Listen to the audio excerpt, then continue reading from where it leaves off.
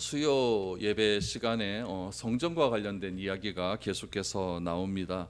그 영장선상에서 성전에 대한 이해가 좀 필요하고 성전에 담긴 하나님의 뜻이 무엇인지를 좀 더 깊이 생각하는 마음으로 오늘 이 말씀을 우리가 한번 생각해 보았으면 좋겠습니다.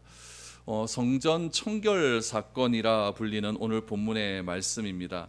성전을 청결하게 했다라고 하는 것으로 우리가 단순하게 이해할 수 있지만 여러분, 그것만으로 예수님께서 이렇게 성전을 청결하게 하신 이유는 아닌 것 같습니다. 예수님께서 이 땅에 오신 여러 가지 이유가 있겠지만 그 중에 하나는 무엇이냐면은 성전 제도를 폐하신다, 성전을 완전히 멸하신다라고 하는 그런 의미에서 예수님께서 이 땅에 오셨습니다. 성전이 청결하지 않기 때문에 예수님께서 분노하셔서 깨끗하게 하셨다라고 생각하면 조금 우리가 단순하게 생각하는 그런 것입니다. 이 성전에 대한 제도는 우리가 조금 입체적으로 생각할 수가 있고 좀 다양하게 생각해야 될 필요가 있습니다. 사도 요한이 첫 번째 이적, 예수의 첫 번째 이적이었던 가나 혼인잔치의 이적을 2장 1절에서부터 쭉 설명을 했죠. 그 설명하고 난 뒤에 바로 이어서 지금 성전 청결 사건에 대한 이 기사를 기록한 것은 분명한 이유가 있을 것입니다. 그러면 다른 공간복음, 마태복음, 마가복음, 누가복음에 보면은 이 성전 청결 사건이 어디에 기록되어 있냐면은 예수님 사역 하반기에 기록되어 있습니다. 그러니까 예수님께서 마지막 십자가를 지시기 위해서 예루살렘에 입장을 하시고 그 다음에 일으킨 사건이 성전 청결 사건으로 그렇게 기록되어 있죠. 그런데 오늘 요한복음은 이 예수님의 성전 청결 사건이 어디에 기록되어 있냐면 사역 초기에 기록이 되어 있거든요. 이것은 분명한 이유가 있겠죠. 공간복음은 마태, 마가, 누가는 어떤 관점으로 기록되어 있냐면은 예수님께서 주로 행하신 곳이 갈릴리 지역 아닙니까? 갈릴리 지역에서 주로 행하신 다음에 어디를 향하여 가시냐면 예루살렘으로 향하여 가신다라고 하는 그런 관점에서 기록되었다는 것이죠. 그래서 갈릴리 지역에서 있었던 여러 가지 일들을 다 사역하시고 이제 십자가를 지시기 위해서 예루살렘으로 올라가시는 그 광경, 그런 관점에서 기록되었다고 한다면 요한복음은 어디에 기록되어 있느냐? 공간복음에 기록되지 않았던 그런 특별한 사건들을 기록을 합니다. 기록을 하고 요한복음에는 예수님의 마지막 일주일에 대한 이야기를 집중적으로 기록을 하고 있죠. 요한복음이 21장까지인데 거의 반 이상을 할애해서 이 예수님의 마지막 예루살렘 사건을 기록을 하고 있다라고 하는 점에서 조금 차이점이 있다라는 이야기죠. 그래서 요한복음에는 요한이 의도적으로 가나 혼인잔치의 비유, 오늘 혼인잔치의 이적 다음에 이 성전 청결 사건을 기록했다라고 보시면 됩니다.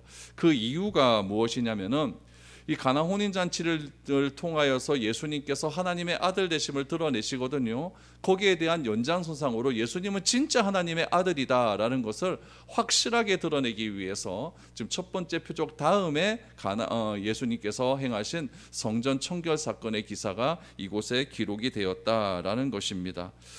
여러분, 구약에 나타난 성전은요 어떤 의미가 있냐면 하나님의 임재의 상징이었습니다. 하나님이 우리와 함께 하신다라고 하는 그 임재의 상징이었고 하나님이 이스라엘과 함께 하신다라고 하는 표시였습니다. 그러나 성전의 참된 의미를 알지 못한 이스라엘 백성들은 결국 범죄하게 되었고 또 성전은 그 결과로 파괴가 되고 말았습니다. 성전 파괴는 하나님의 진노였습니다. 예수님은 이 하나님의 진노를 오늘 본문에 나타난 성전의 이 폐하심을 통하여서 하나님의 진노가 어떤 것인지를 우리에게 다시 한번 보여주고 있는 것이죠. 그래서 오늘 말씀을 통해 예수님께서 왜 성전의 파괴, 성전 제도의 필요 없음을 우리에게 말씀하고 있는지를 한번 여러분들과 한번 깊게 생각해 볼 수 있는 그런 시간이 되었으면 좋겠습니다. 13절 말씀 한번 보시기 바랍니다. 유대인의 유월절이 가까운지라 예수께서 예루살렘으로 올라가셨더니, 예수님께서 유월절 명절을 지키기 위해서 예루살렘으로 올라가셨습니다. 유월절 명절이 되면 그동안 흩어졌던 많은 유대인들이 예루살렘으로 올라오게 됩니다. 단지 이스라엘에 있었던 유대인뿐만 아니라 사방 각처로 떨어져 있던 그런 모든 유대인들이 다 유월절을 맞이하기 위해서 예루살렘으로 올라오게 되는 것이죠. 이렇게 되면 끝없는 귀성 행렬들이 예루살렘을 향하여 몰려들게 됩니다. 우리 추석 때하고 똑같은 거죠. 많은 사람들이 예루살렘으로 몰려들게 되는 것이죠. 이때 어떤 일이 일어났을까요? 14절입니다. 성전 안에서 소와 양과 비둘기 파는 사람들과 돈 바꾸는 사람들이 앉아 있는 것을 보시고 라고 말합니다. 여기서 중요한 것은 예수께서 보셨다라는 것입니다. 보셨다. 무엇을 보셨을까요? 소와 양과 비둘기 파는 사람들과 환정산들을 보셨다라는 이야기죠. 보시고 예수님께서 분노하시거든요. 그러면 왜 이 성전에 이렇게 장사꾼들과 환정산들이 있었는가? 여기서 우리가 성전 구조를 조금 이해를 하셔야 됩니다. 여러분, 성전이라고 하는 것은 무엇이냐면은 건물이 있고 뜰이 있고 벽이 있습니다. 그걸 다 합쳐서 성전이라고 합니다. 성전의 문은 동쪽에 있어요. 동쪽에 있고 동쪽 문을 딱 들어가 보면은 넓은 뜰이 있고 그 뜰 안에 성전 본체 건물이 있게 되는 것이죠. 성전으로 딱 들어가게 되면 제일 먼저 보이는 것이 뜰인데 그 뜰은 여러분 좀 나뉘어져 있습니다. 첫 번째 뜰은 이방인의 뜰이에요. 이방인만 들어갈 수 있습니다. 다른 사람은 이방인만 들어갈 수 있죠. 그러니까 이방인만 들어갈 수 있다는 것은 유대인도 들어가고 여자도 들어가고 다 들어갈 수 있다는 이야기예요. 이방인 뜰 안쪽으로 들어가면 또 무슨 뜰이 있냐면은 여인의 뜰이 있습니다. 여기는 이방인은 들어가지 못해요. 들어가지 못하고, 여인의 뜰 안쪽에 들어가면 유대인의 뜰이 있습니다. 여기는 유대인 남자만 들어갈 수 있는 곳이죠. 그러니까 유대인의 뜰은 여자들과 이방인 들어가지 못합니다. 여인의 뜰은 이방인들이 들어가지 못합니다. 이방인의 뜰은 다 들어갈 수 있습니다. 이렇게 단계적으로 뜰들이 이렇게 구분이 되어 있다라고 생각을 하시면 됩니다. 그러면 여러분, 이 장사꾼들은 어느 뜰에 있었을까요? 이방인의 뜰에 있겠죠. 이방인의 뜰에 있다라고 생각을 하면 됩니다.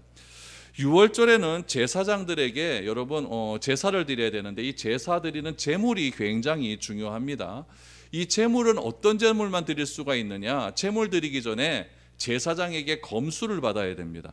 그러니까 항상 하나님께 제물을 드릴 때는 흠없는 어린 양, 수태생 어린 양, 그러니까 1년 미만의 어린 양을 드려야 되거든요. 그러니까 어린 양을 드려야 되는데, 먼 곳에서 이렇게 오다 보면은 여러분, 양이 이렇게 뭐 내 마음대로 움직일 수 있는 것도 아니고 이리 뛰고 저리 뛰다 보면은 뭐 긁힐 수도 있고 그러면 다 흠집 나는 것 아닙니까?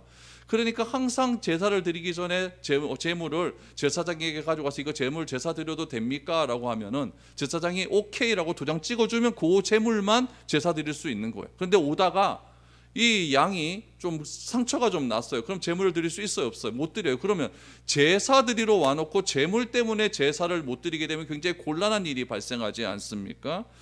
그래서 어떻게 했느냐, 좀 제사 드리러 오는 사람들 좀 편리성을 제시하자라고 해서 제사장이 유월절 전에 이미 미리 제사 제물들의 검수를 다 합니다. 검수를 다 해서 요 검수한 양들을 딱 놔두고 요거 사서 드려라 라고 이야기한 거죠.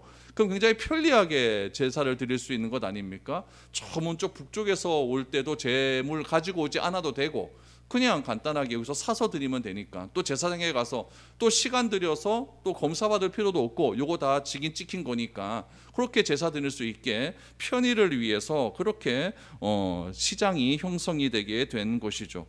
근데 여러분 보세요. 순례객들의 편의를 위해서 시작된 요 시장이 여러분 점점 커지다 보니까 거기에는 뭐가 왔다 갔다 하는 일이 발생하게 되면 이권이 발생하게 돼요.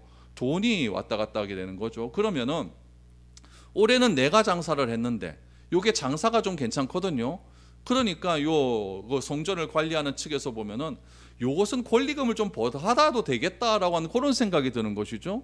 그러니까 올해는 내가 해서 내년에도 내가 할 줄 알았는데 권리금 더 달라고 합니다. 그럼 내가 그 형편이 안 되니까 다른 사람 권리금 더 많이 줄 수 있는 사람이 그 자리를 차지할 수 있게 되는 거예요. 그러다 보니까 이게 제사장들하고 자꾸 이권 다툼이 되는 겁니다. 이권이 자꾸 들어가게 되고 거기 로비가 들어가게 되고, 그러다 보니까 굉장히 이것이 좀 타락을 하게 되는 것이죠. 요 시장을 관리할 수 있는 모든 권한은 누구에게 있었냐면은 대제사장에게 있었어요.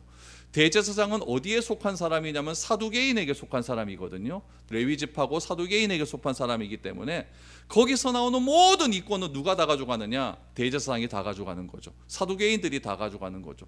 그러다 보니까 여기에 굉장히 타락한 일들이 일어나게 되는 것이죠. 환전상은 어떻습니까? 환전상은요, 성경에 보면은 유대인 남자 20세 이상은 항상 성소에다가 성전에다가 한 세겔씩 이렇게 성전세를 내게 되어 있습니다. 그런데 그 당시의 상황은 어떤 상황이었냐면 다 로마 제국이 지배하는 상황이었잖아요. 그러면 요 한 세겔이라고 하는 것은 이스라엘의 화폐 가치거든요. 화폐 단위예요. 근데 로마에는 세겔의 가치가 아니라는 얘기죠. 로마만이 쓰는 화폐 단위가 있을 것 아닙니까? 그럼 로마에 사는 사람들이, 로마에 있는 그런 유대인들이 이스라엘에 와서 그렇게 성전세를 내려고 하면 환전을 해야 되는 거잖아요. 그러니까 환전상들이 당연히 또 거기서 득실거리게 될 수밖에 없는 것이죠.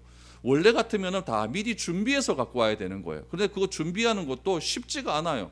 다 지역 자체가 다 로마의 화폐로 다 운행이 되는데 내가 성전 세계를 낸다고 유대 화폐로 바꾸어 가버리면 또 돈도 좀 힘들게 되는 것이고, 그냥 로마 돈 가지고 왔다가 성전 드리기 전에 그래 딱 바꿔서 드리면 얼마나 편리합니까? 근데 이 환전상은 또 누가 가지고 있냐면, 누구에게 다 권한이 있냐면은 산에 드린 공회의 권한이에요. 산에 드린 공회는 어느 지파 사람, 어느 사람들이 또 장악을 하고 있냐면은 바리새인과 서기관들이 장악을 하고 있어요. 그럼 여러분, 재물은 제사장이 장악을 하고 있고 환전상들은 바리새인과 서기관들이 장악하고 있어요. 이 사람들이 다 누구냐? 유대 사회를 다 흔들고 있는 종교 지도자들이었거든요. 종교 기득권 세력들이었다는 이야기죠. 이 종교 기득권 세력들이 이게 돈이 되니까 이것을 포기를 못하는 거죠.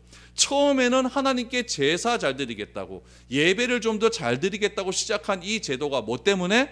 돈 때문에 다 이게 파괴가 되고 말았다라는 거죠. 이런 상황을 예수님께서 6월절날 예루살렘 성전에 올라가셔서 오늘 본문에 보니까 뭐 하셨다? 보셨다 이거예요. 보셨다 이거죠. 이걸 보셨다라는 이야기죠. 그러니까 이 일 때문에, 이 일에 대해서 이 본문에 보면은 다양한 사람들의 반응이 나타나고 있습니다. 오늘 세 부류의 반응이 나타나. 첫 번째 예수님의 반응, 두 번째는 제자들의 반응, 세 번째는 유대인들의 반응이 나타납니다. 이런 반응들을 통하여서 예수님께서 성전제도의 불허함, 성전제도의 잘못됨을 강하게 질타하고 있는 것이죠. 그러면 예수님은 어떤 반응을 보이셨을까? 오늘 15절 16절 말씀을 보시죠. 노건으로 채찍을 만드사 양이나 소를 다 성전에서 내쫓으시고 돈 바꾸는 사람들의 돈을 쏟으시며 상을 엎으시고 비둘기 파는 사람들에게 이르시되 이것을 여기서 가져가라, 내 아버지의 집으로 장사하는 집을 만들지 말라 하시니 라고 말합니다. 여러분, 거룩해야 될 성전의 타락을 목격하신 예수님의 분노를 여기서 느낄 수 있어야 됩니다. 노끈으로 채찍을 만드셨어요. 막 때리기 시작하는 거죠. 누구를 때렸을까요? 동물도 때렸을 것 아닙니까? 동물을 때리셨고 환정산들의 그 상을 다 뒤집어 엎었습니다. 영절을 맞이하여서 성전에는 사람들로 들끓었습니다. 특히 그곳은 이방인의 뜰이니까 많은 사람들이 모여 있었을 것입니다.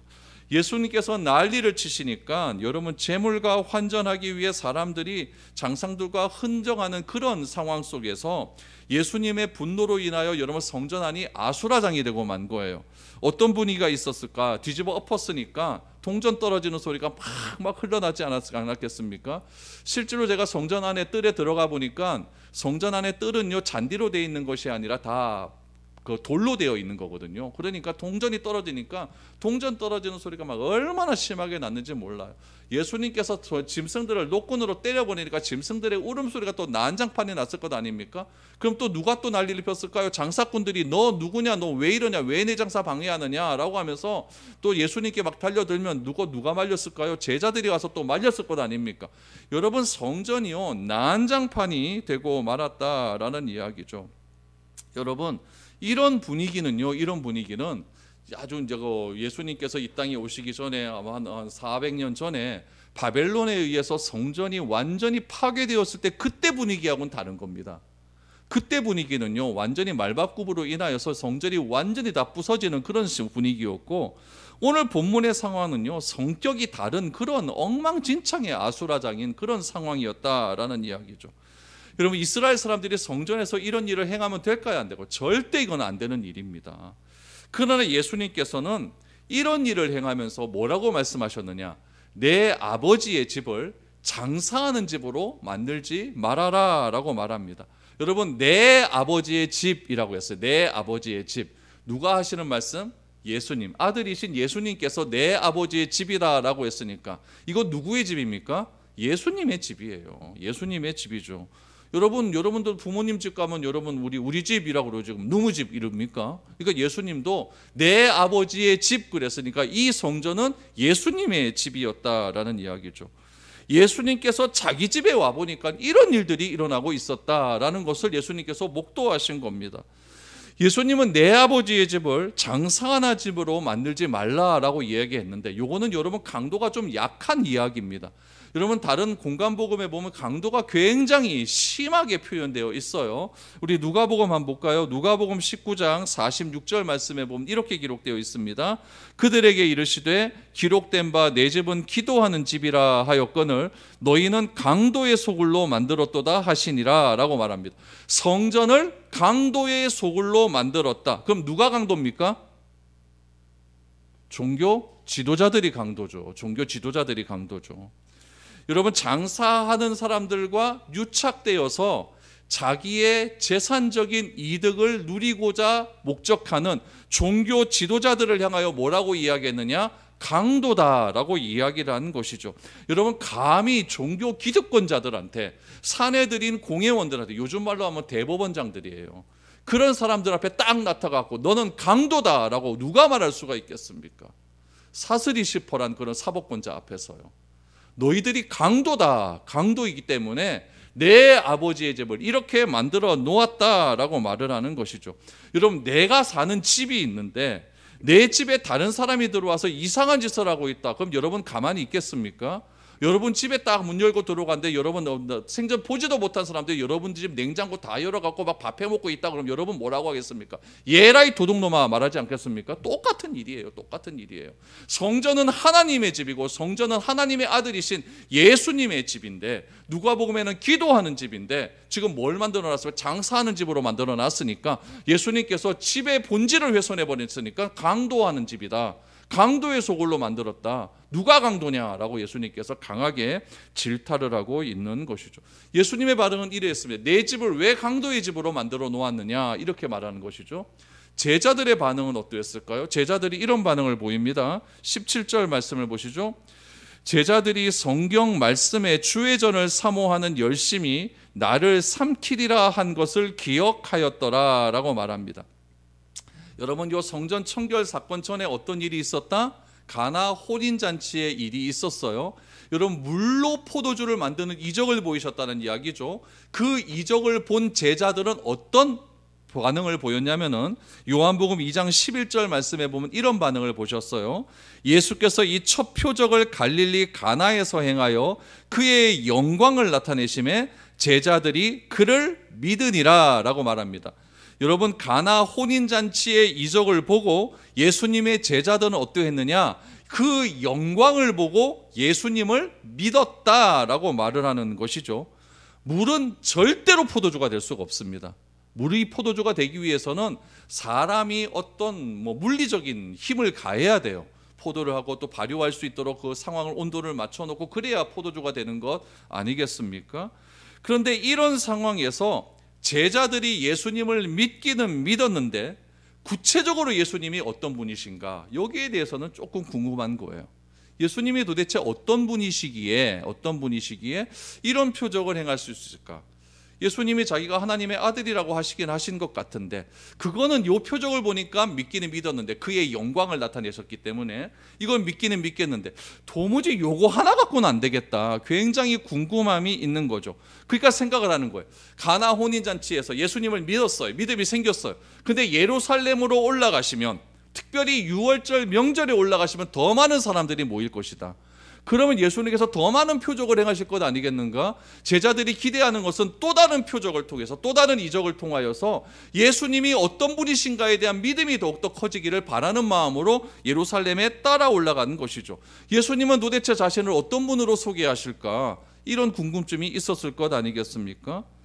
그래서 제자들은 예수님을 믿게 된 이유가 물로 포도주를 만든 이적 때문이었다고 한다면 예수님은 예루살렘에 올라가서 더 큰 이적을 일으킬 것이다. 정말 많은 표적을 일으키실 것이다. 이런 기대감이 있었다라는 이야기죠. 이런 표적을 통해서 우리의 믿음은 더 커져 나갈 것이다. 또 하나, 우리의 믿음이 더 커져 나가는 것은 무엇을 이야기하냐면은 내가 모든 것을 버리고 예수님을 쫓아갔다는 것에 대한 정당성이 입증되는 거예요. 예수님이 이 정도 되는 분이시니까 내가 모든 것 버리고 쫓아갈 수가 있는 것이지, 뭐 이런 것들이 입증되는 순간 아니겠습니까? 그러니까 굉장히 기대하는 마음으로 명절날 예수님을 따라갔다라는 이야기죠. 근데 예수님께서는 어떻게 하셨느냐? 제자들의 기대와는 정 다른 방향으로 가십니다. 지금 난리를 지금 막 벌이키는 거죠. 그것도 어디서 난리를 치십니까? 성전에서 유대인들이 거룩하다고 생각하는 하나님의 임재의 상징이고 나의 죄를 씻길 수 있는 그런 장소인 성전에서 지금 난리를 지금 일으키게 되니까 여러분, 제자들의 마음에는요, 이 일을 통해서 우리가 비난받을 수 있겠다, 이거 종교 지도자들한테 우리가 찍힐 수 있겠다, 이런 불안감들이 막 드러나기를 시작하는 것이죠. 이런 상황에서 제자들 머릿속에 싹 스쳐나가는 말씀 한 구절이 있는 겁니다. 그 말씀이 무엇이냐? 여러분, 시편 69편 9절 말씀이에요. 주의 집을 위하는 열성이 나를 삼키고 주를 비방하는 비방이 내게 미쳤나이다. 여러분, 이 말씀 잘 한번 보십시오. 이 시편 69편은 다윗이 하나님을 믿다가 박해받을 때 지은 시입니다. 그런데 어떻게 말을 했느냐? 주의 집을 위하는 열성이 나를 삼켰다. 내가 하나님을 사랑했더니 내가 어려움이 왔다는 이야기예요. 주를 비방하는 비방이 나에게 넘쳤다. 이유가 뭡니까? 내가 하나님을 사랑했더니. 여러분, 이 말씀이 제자들의 머릿속에 싹 스쳐가기 시작한 것이죠. 그래서 그 말씀을 오늘 17절에서 이렇게 이야기한 거예요. 주의 전을 사모하는 열심이 나를 삼키리라 한 것이 기억이 났다라고 이렇게 이야기를 하고 있습니다. 그러니까 제자들은요, 예수님이 성전에서 행한 행동을 보고 이 말씀이 생각난 거예요. 예수님도 다윗도 주의 전을 사모했더니 그 비방이 나에게 온 것처럼 예수님도 하나님의 집인 성전에 와서 이런 일을 행하였더니 틀림없이 예수님께서는 비난이 올 것이다, 이런 마음이 들게 된 것이죠. 그럼 예수님이 비난받을 것이다 라고 생각한 제자들의 생각은 원인이 무엇입니까? 예수님이 성전에서 하지 말아야 될 일들을 했기 때문에 비난받는다, 이 얘기예요. 우리도 여러분 교회를 사랑하지 않습니까? 교회 다 사랑하니까 조금 이 자리에 앉아 있는 거죠. 교회를 사랑합니다.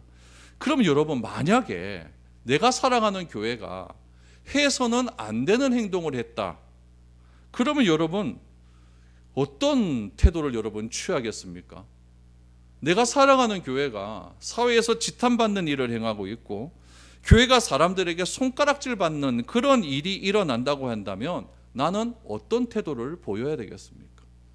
만약에 내가 사랑하는 교회가 이렇게 잘못된 길로 가고 있는데 그 잘못된 일에 대해서 내가 지적을 하고 비난을 하고 내가 판단을 해버리면은 오늘 성경의 말씀처럼 나에게 비난이 올 수도 있는 일이 아니겠습니까?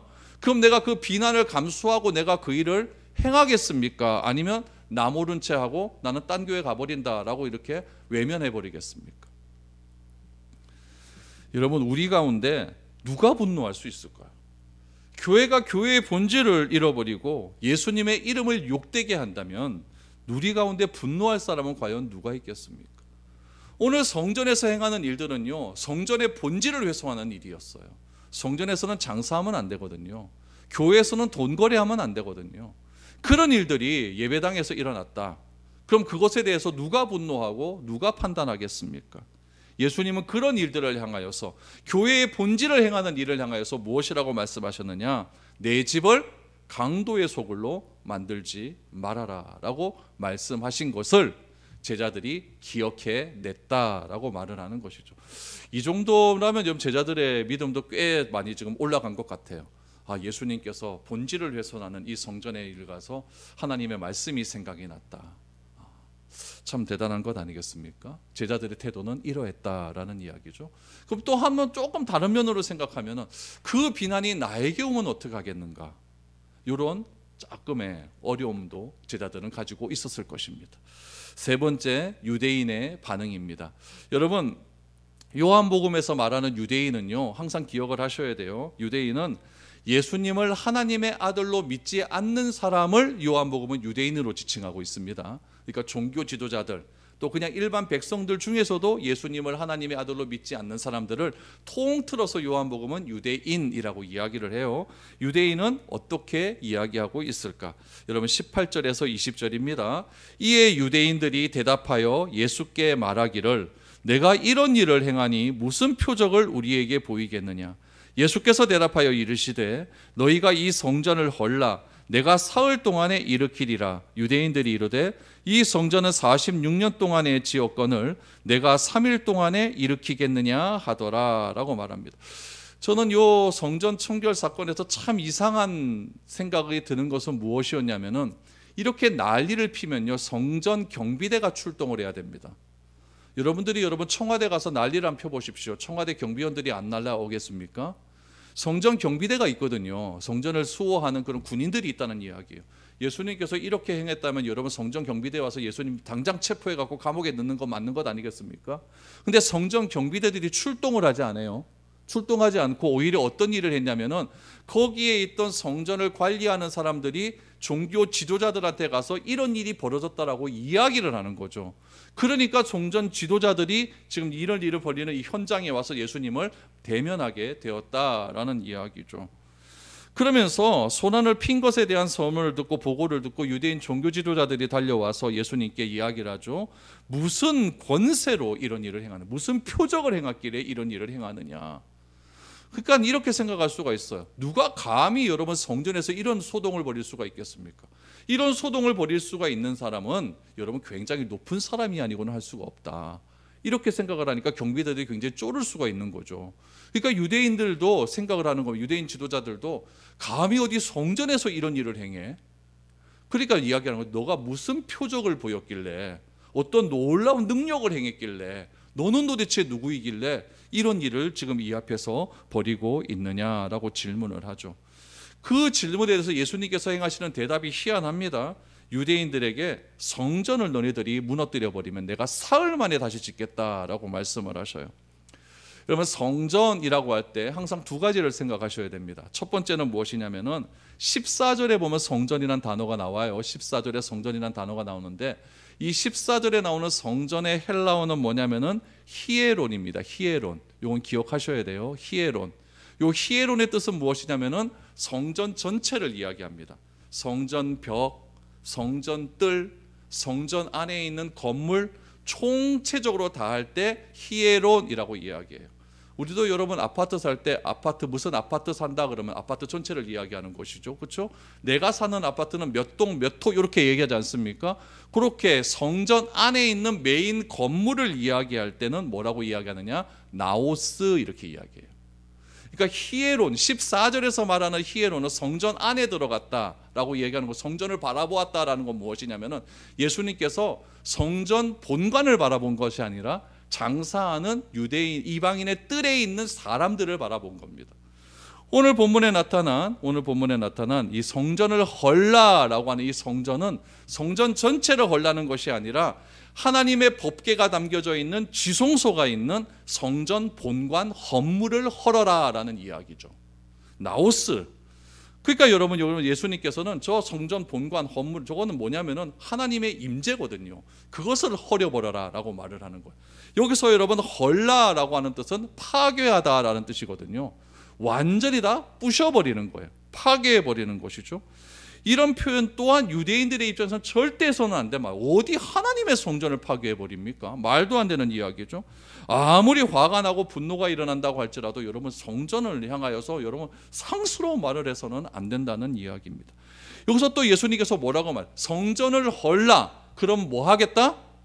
일으키리라라고. 일으키리라. 여러분 일으키다라고 하는 말은요 건물에다가 사용하는 표현이 아니에요. 일으키다라고 하는 것은 사람에게 사용하는 말이에요. 언제 사용하는 말이냐? 늦잠 자는 자녀들을 깨울 때 일으키다라고 하는 거예요. 예수님께서도 잠자는 소녀에게 일어나라라고 할 때 이 표현이에요. 일어나라. 그러니까 원래적으로 건물을 이야기할 때 부셔버리고 일으켜라라고 하는 것은 문법에 맞지가 않아요.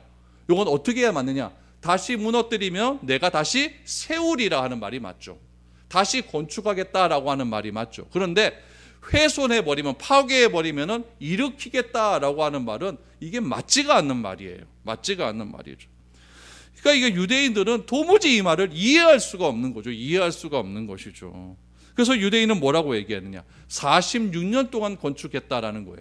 여러분, 이 46년 동안 건축이 완공됐다가 아니라 46년 동안 지금 짓고 있는 과정이다라는 거예요. 아직 성전이 완공이 안 됐어요. 무슨 말이냐, 이스라엘의 첫 번째 성전은 솔로몬 성전, 그렇죠? 솔로몬 성전. 그 솔로몬 성전이 다 부서지고 그 다음에 두 번째는 스룹바벨 성전. 그 스룹바벨 성전도 다 무너뜨려 버리고 이두메 출신 헤롯이라고 하는 사람이 유대의 총독으로 들어오면서 유대인들의 환심을 샀기 위해서 솔로몬 성전보다 2배가 더 큰 성전을 건축하기 시작을 합니다. 그 성전 건축한 시기가 언제였냐면 BC 18년이에요. BC 18년. 18년에 건축을 해서 언제 완공이 되느냐? AD 63년에 완공이 됩니다. 그럼 몇 년 동안 건축한 거예요? 81년을 건축한 거예요. 요즘도 스페인 가면 성전 아직까지 건축하는 데 있죠, 그렇죠? 81년을 건축한 거예요. 근데 지금 46년 동안 건축하고 있으니까, 예수님이 지금 요때 30살쯤 되니까 AD 한 30년에서 33년, 그러니까 아직 여러분 한 30년 건축 더 해야 되는 거예요. 그런 상황에서 이 유대인들이 기가 막힌 것 아니겠습니까? 이제 40년 좀 더 넘게 건축해, 네가 무슨 죄주로 3년 또 3일 동안 다시 짓겠다고 하느냐, 이렇게 이야기하는 거죠. 근데 참 재미있는 것은 AD 63년에 건축이 완성됐잖아요. 완성되고 7년 뒤에 무너집니다. 로마의 티토 장군에 의해서 무너집니다. 그러니까 예수님께서 말씀하시고 한 3, 40년 지난 다음에 진짜 무너지게 되는 것이죠. 그럼 예수님께서 성전을 완전히 무너뜨리라고 하신 말씀의 의미는 무엇일까? 여러분, 성전에 대한 정확한 이해가 없으면요, 예수님 오신 지 2000년이 지나도 우리는 아직까지 유대교와 똑같은 믿음 가지고 이렇게 생활할 수밖에 없는 겁니다. 구약 시대 때도요, 여러분, 하나님은요 성전에 대한 말씀을 굉장히 많이 하셨습니다. 예레미야 7장 4절 말씀을 한번 보시기 바랍니다. 너희는 이것이 여호와의 성전이라 하는 거짓말을 믿지 말라라고 했어요. 성전 보고 성전이라고 하는데, 성전 보고 여호와의 성전이라고 하는데, 이거 다 거짓말이다 이러는 거예요. 그럼 왜 이런 말을 하셨을까? 여러분, 요 앞에 요 다음에 보면 그 구절이 나옵니다. 예레미야 7장 9절에서 11절 보니까 너네들이 이런 행동을 했기 때문에 거짓말이다 라고 말을 하죠. 예레미야 7장 9절에서 11절입니다. 너희가 도둑질하며 살인하며 간음하며 거짓 맹세하며 바알에게 분향하며 너희가 알지 못하는 다른 신들을 따르면서 내 이름으로 일컬음을 받는 이 집에 들어와서 내 앞에 서서 말하기를 우리가 구원을 얻었나이다 하느냐. 이는 이 모든 가증한 일을 행하려 함이로라. 내 이름으로 일컬음을 받는 이 집이 너희 눈에는 도둑의 소굴로 보이느냐? 보라, 나 곧 내가 그것을 보았노라. 여호와의 말씀이니라 라고 말합니다.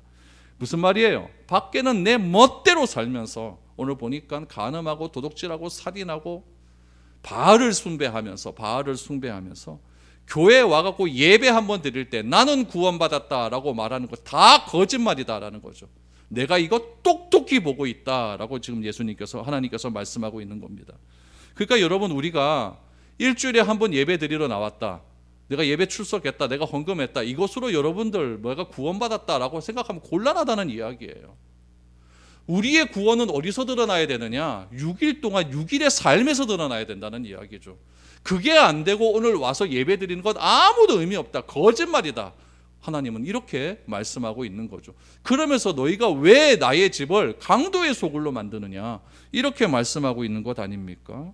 그래서 하나님의 성전이 해야 할 의무를 제대로 행하지 않았기 때문에 이 성전이 강도의 소굴이 되어버린 것이고, 그러니까 성전문 닫아버려라, 이런 거 필요 없다 이거죠. 그래서 하나님께서는 바벨론에게 성전을 완전히 다 무너뜨리라고 말씀하셨고, 실적으로 성전은 다 무너지고 말았습니다.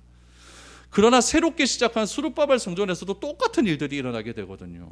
그러므로 예수님은 이 땅에 무엇을 폐하러 오셨느냐? 성전제도 이제 다 끝났다, 성전의 기능은 훼손하러 이 땅에 오셨다라는 이야기죠. 하나님은요 성전이 별로 필요 없다, 필요 없음을 말씀하셨습니다. 하나님께서 솔로몬이 성전 건축할 때, 여러분 건축 딱 하고 봉헌의식이 합니다. 봉헌의식할 때 하나님이 솔로몬에게 제일 먼저 한 말이 이거예요. 열왕기상 9장 6절 7절 말씀을 보시기 바랍니다. 만일 너희가 너희의 자손이 아주 돌아서서 나를 따르지 아니하며 내가 너희 앞에 둔 나의 계명과 법도를 지키지 아니하고 가서 다른 신을 섬겨 그것을 경배하면 내가 이스라엘을 내가 그들의 준 땅에서 끊어버릴 것이요 내 이름을 위하여 내가 거룩하게 구별한 이 성전이라도 내 앞에서 던져버리리니 이스라엘은 모든 민족 가운데서 속담거리와 이야기거리가 될 것이며 라고 말합니다. 이 이야기가 오늘 우리가 듣는 이야기 아닙니까? 예수 믿는 사람 뭐 그래 잘났노? 이야기거리 되지 않습니까? 하나님은요 하나님의 집이 필요 없다라고 했습니다. 다윗이 하나님 내가 하나님 성전 지을게요 라고 했더니 나는 필요가 없다. 하늘이 내 지붕이고 땅이 내 발받는 그 발받침이다. 내가 이런 곳에 있는데 내 집을 지어서 나를 이곳에 가두려고 하느냐. 나는 집이 필요 없다라고 말씀하셨어요. 그래서 다윗에게 집 짓지 말라고 하지 않습니까? 그래도 다윗이 계속 우겨대니까 그럼 네 다음 아들 솔로몬에서 네가 집 지어라 라고 해서 솔로몬의 건축을 해놨더니 건축 봉헌식에서 하나님께서 이런 말씀을 하고 있는 거예요. 여러분 오늘날에도 성전이라고 하는 이름을 가지고 우리를 속이는 일이 너무나 많습니다. 여러분 성전이란 이름을 사용해서 헌금을 강요하는 일은요 굉장히 잘못된 일입니다. 예배 드릴 공간이 필요 없다라고 말하는 의미는 아닙니다. 함께 예배 드릴 공간을 위해서 건물을 건축할 수도 있고 건물을 교회가 소유할 수도 있습니다. 그러나 성전이라고 하는 표현을 사용하면 절대 안 됩니다. 왜 그렇습니까? 성전은 예수님이 이미 파괴하셨기 때문에 그렇습니다. 성전 제도는 필요 없다라고 말씀하셨기 때문에 그런 것이죠. 건물로서 하나님이 함께 하시는 것이 아니라 성령이 우리와 함께 하신다고 하는 임마누엘 의미로 내가 성전됨이 중요한 것이지 이 건물이 중요한 것은 아니다라는 이야기예요. 여러분 여기서 우리가 다시 한번 요한복음 1장으로 돌아갑니다. 요한이 물이 포도대가 되는 사건을 통해서 돌 항아리에 있는 물을 가지고는 여러분 무엇이 일어나지 않았느냐? 진정한 잔치가 일어나지 않는다는 것을 알게 되었어요. 여러분 포도주가 딱 떨어지니까 흥이 다 깨져버리잖아요. 그럼 잔치가 됩니까? 안 되는 거예요. 근데 이 돌 항아리에 포도주가 다 떨어지고 물을 갖다 줘버리니까 잔치가 안 돼요. 근데 이 돌 항아리에 있는 물을 가지고 예수님께서 포도주를 만들어 버렸거든요. 그랬더니 그 포도주를 받아 먹은 사람들이 뭐라고 이야기했냐면은 이렇게 좋은 포도주를 내가 그동안 먹어본 적이 없다. 원래 잔치집에 가면은 좋은 포도주를 먼저 주고 안 좋은 포도주를 뒤에 주는데 왜 이 잔치집은 더 좋은 포도주를 나중에 두느냐 하면서 흥이 더 돋게 되게 됩니다. 이건 무엇이냐? 예수님이 우리 가운데 거하셔야 진짜 참된 잔치집이 된다는 이야기예요. 가나 혼인잔치의 진정한 잔치는 무엇을 상징하느냐? 예수 그리스도를 내 마음에 품고 예수 그리스도가 나의 구주라는 사실을 믿고 받아들이는 그 순간 진짜 혼인잔치가 일어난다는 사실을 우리에게 알려주고 있는 것입니다. 마찬가지죠. 여러분 제자들은요 그 가나 혼인잔치에서 진짜 잔치를 경험을 했어요. 그 잔치를 경험하게 하신 예수님께서 이제 종교의 중심인 예루살렘으로 올라가십니다. 올라가셔서 성전 제도를 파괴함을 통하여서 이 성전 제도의 이런 것들을 가지고는 진짜 하나님 나라의 참된 잔치를 너희들이 절대 경험할 수 없다라는 것을 선언하신 사건이죠. 참된 잔치를 하기 위해서는 뭐가 파괴되어야 되느냐? 성전이 파괴되어야 된다는 이야기예요. 성전을 파괴하라고 하는 것은 또 하나의 의미가 무엇이냐? 예수님은 이 성전 파괴를 무엇을 두고? 내 육체를 두고 하셨다라고 말을 해요. 근데 이거를 예수님께서 직접 하신 것이 아니라 요한이 이 사도 요한의 이 복음서를 쓰다가 나중에 되니 예수님께서 하신 말씀이 이런 의미다라는 것을 비로소 깨닫게 되었다는 이야기죠. 오늘 21절을 보시죠. 그러나 예수는 성전된 자기 육체를 가리켜 말씀하신 것이라. 죽은 자 가운데서 살아나신 후에야 제자들이 이 말씀하신 것을 기억하고 성경과 예수께서 하신 말씀을 믿었더라. 그때는 몰랐다는 이야기죠. 그때는 진정한 잔치의 의미가 뭔지 몰랐다는 이야기. 그러나 예수님께서 하늘로 올라가시고 성령이 내 가운데 오셔갖고 오순절로 올라온 성령 충만의 은혜를 통해서 십자가와 부활의 의미가 무엇인지 내 마음 속에 들어오는 순간 이것이 진짜 천국 잔치구나, 이것이 진정한 구원의 잔치구나, 이것이 진짜 천국에서 경험한, 하나님 나라에서 경험한 참된 잔치구나라는 것을 비로소 깨닫게 되었다는 거예요. 그래서 요한은요, 혼인잔치와 성전천결을 같이 놓는 겁니다. 진정한 의미의 천국잔치는, 성전제도는 파괴되어야 된다. 예수의 십자가와 부활을 통하여서 내가 그 사실을 믿는 순간 참된 천국잔치가, 참된 혼인잔치가 비로소 일어나게 된다라는 것이죠. 그러므로 성전제도는 구원과는 아무런 관계가 없습니다. 우리 구원과 관계 있는 건 무엇입니까? 주님의 십자가와 부활입니다. 이것만을 통해서 내가 구원받을 수 있다라는 사실이죠. 그래서 이 유월절날 있었던 뒤에 사건을 이렇게 요한은 마무리하고 있습니다. 23절에서 25절이죠. 유월절에 예수께서 예루살렘에 계시니 많은 사람이 그의 행하시는 표적을 보고 그의 이름을 믿었으나 예수는 그의 몸을 그들에게 의탁하지 아니하셨으니 이는 친히 모든 사람을 아시며 또 사람에 대하여 누구의 증언도 받으실 필요가 없었으니 이는 그가 친히 사람 속에 있는 것을 아셨습니다. 여러분, 유월절을 보통 한 10일 휴가 내서 오거든요. 일주일 동안 유월절 행사하고 한 3일은 왔다 갔다 하고 한 10일 정도 휴가를 내서 옵니다. 10일의 이 유월절 기간 동안에 알려지지 않는 수많은 표적을 행하심으로 어떤 일이 일어났다?